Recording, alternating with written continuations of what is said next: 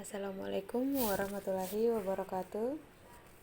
Selamat pagi, salam sejahtera untuk kita semua. Sebelumnya kita berdoa terlebih dahulu. Berdoa sesuai dengan agama dan kepercayaan masing-masing. Semoga kita diberikan kesehatan, kenikmatan, dan dijauhkan dari segala macam penyakit.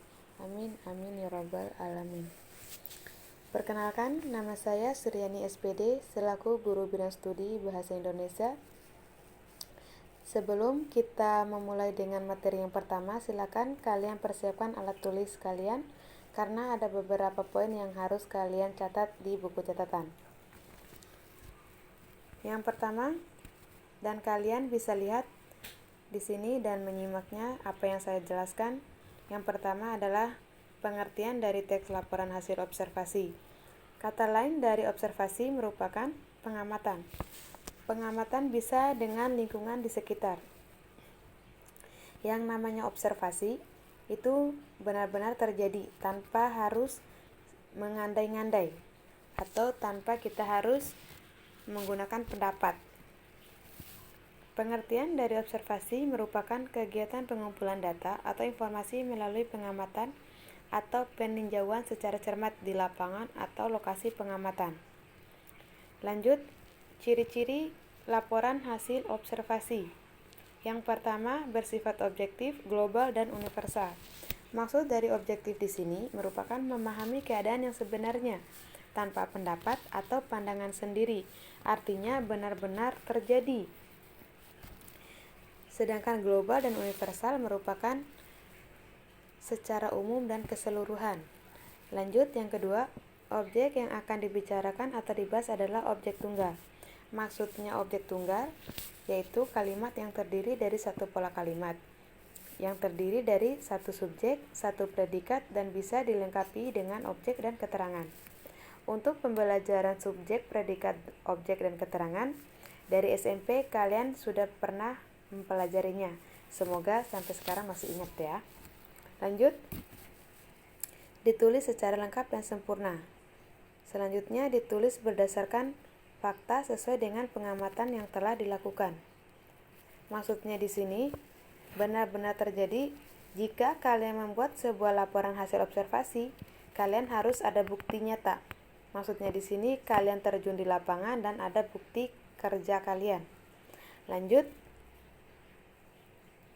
tidak mengandung prasangka, dugaan, atau pemihakan atau menyimpang dan tidak tepat. Dan terakhir, saling berkaitan dengan hubungan berjenjang antar kelas dan subkelas yang terdapat di dalamnya. Lanjut ke selanjutnya, interpretasi teks laporan hasil observasi. Yang pertama, ringkasan teks laporan hasil observasi.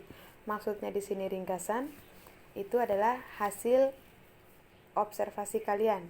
Jadi kalian bisa nyantumin dalam bentuk ringkasan. Terus yang kedua adalah simpulan. Simpulan maksud di sini adalah fungsi dari kalian buat observasi atau kesimpulan dari hasil akhir dalam pembuatan laporan hasil observasi. Adapun langkah-langkahnya, yang pertama adalah kalian bisa memahami isi teks. Yang kedua, kalian menentukan pokok-pokok informasi dalam teks laporan hasil observasi. Dan yang ketiga, kalian mengembangkan pokok-pokok informasi ke dalam paragraf. Dan untuk yang ketiga, di sini sengaja saya tidak mencantumkan poin-poinnya. Yang pertama, struktur. Struktur itu ada 3 bagian. Nah, tugas kalian tuh ada di bagian ketiga. Dalam struktur ini ada definisi umum, deskripsi bagian, deskripsi manfaat. Silakan kalian jabarkan sebanyak-banyaknya dalam bentuk tulisan. Terus yang kedua adalah kaidah kebahasaan. Kaidah kebahasaan itu adalah ada 4 poin.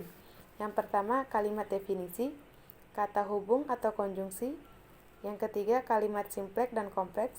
Yang keempat, penggunaan data, numerik atau angka. Untuk struktur dan kaidah kebahasaan, silakan kalian jabarkan dari poin ke poin di buku catatan kalian. Untuk pengumpulannya, nanti ada petunjuk lebih lanjut di link SMK Gelora Bekasi.